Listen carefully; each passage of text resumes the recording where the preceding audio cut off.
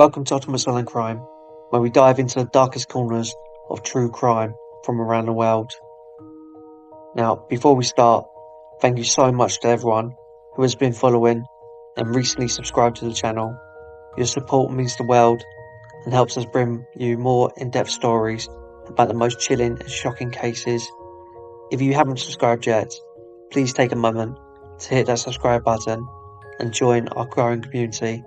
Together, we're going to cover the mysteries behind these crimes and share the stories that must not be forgotten. Today, we're traveling to Japan, a country with a history of strange and horrifying events that have left lasting marks on its society. From terrorist attacks to grisly murders, we're covering some of the most terrifying moments in modern Japanese history.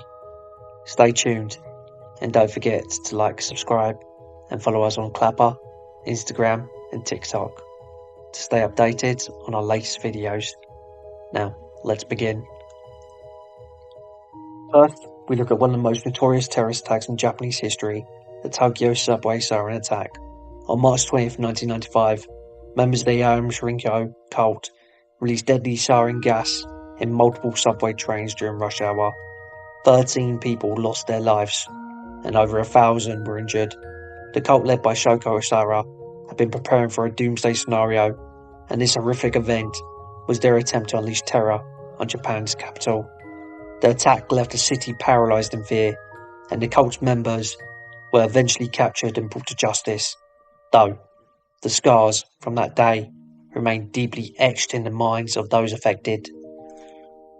Next, we shift to a series of mysterious and deadly mail bombings that terrorised Japan in the mid-1990s. For nearly a decade, a suspect known as the Unabomber sent mail bombs to unsuspecting targets. The identity of the bomber remained a mystery until 1995, when the man behind the attacks, 42-year-old Yasuri Kawai, finally turned himself in. Kawai's motivations of the bombings remain a subject of intense speculation, and his case highlights the dark side of isolation and obsession. Thankfully, no one was killed, but several were injured in these shocking attacks. Next up, we have the Osaka School Massacre. On June 8, 2001, the Osaka School Massacre shocked the nation. A mentally ill man, armed with a knife, entered Akita Elementary School and began attacking children. 8 innocent lives were taken, and several others were left with life-changing injuries. The attack was a senseless act of violence and left the community and the nation grieving. The killer, who had a history of mental health issues, was apprehended at the scene, but the tragedy raised difficult questions about the care and treatment of mental illness in Japan. Next up, we have Tsutomu Miyazaki murders from 1988 to 1989. One of the most disturbing cases to ever emerge from Japan was that of Tsutomu Miyazaki, known as the Otoku murders. Between 1988 and 1989, Miyazaki kidnapped, murdered, and sexually assaulted young girls. His heinous crimes were compounded by his obsession with collecting memorabilia from his victims, and he even filmed some of his actions. Often referred to as one of Japan's most terrifying serial killers, Miyazaki's case left the country horrified, with debates around his mental state and his disturbing fixation on certain subcultures.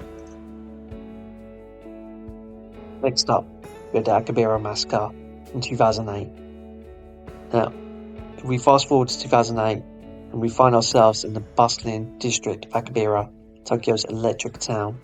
On June the 8th, a man named Tomohiro Kato drove a truck into a crowded area and then began stabbing people indiscriminately. 7 people were killed and another 10 were injured.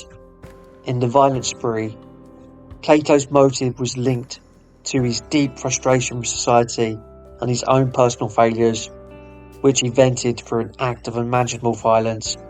His attack sent shockwaves through Japan and the world, raising concerns about the country's mental health system and societal pressures. Next up, we have the Kobe child murders of 1997. The Kobe child murders, one of Japan's most chilling crimes, took place in 1997. A 14-year-old boy who had been undergoing psychiatric treatment brutally murdered two children in a calm, calculated manner. The case shocked the nation, not only because of the youth of the killer, but also because of his apparent lack of remorse. Known as the Kobe Killer, the teenager's actions prompted national discussions on juvenile crime, mental illness, and the need for a reformed legal system. Next up, we have the Kumaga massacre from 1991. In 1991, another horrific event shocked Japan. The Kumaga massacre. A father brutally murdered his wife and two children in their own home. This case was both shocking and tragic, as it involved a family member who was responsible for the massacre. The motivations behind the killings were linked to the father's personal frustrations and mental health struggles, raising difficult questions about family dynamics and domestic violence in Japan. Next up, we got the Peeping Tom murders from 1970s. Back in the 1970s, Japan was shaken by the Peeping Tom murders. The killer had a disturbing obsession with spying on his victims, which escalated to murder. Over several years, he targeted vulnerable people, and his crimes revealed deep psychological issues. The case left the nation horrified and raised concerns about such dangerous obsessions. Next up, we have the Golden Murderer of 2006. In 2006, Japan was rattled by the case of the Golden Murderer. The serial killer targeted elderly women, strangled them with a golden necklace. The killer's preference for elderly victims and his methodical approach to the murders made this case particularly chilling. It wasn't until years later that the killer was apprehended, but the case raised awareness about the vulnerability of the elderly population in Japan. Lastly, we have the case of the Black Widow murderer, a woman who killed her husband for the money. In 1998, the woman poisoned her spouse and eventually tried to cover up her crime. This case, though less violent than some of the others, was chilling in its manipulation and deceit.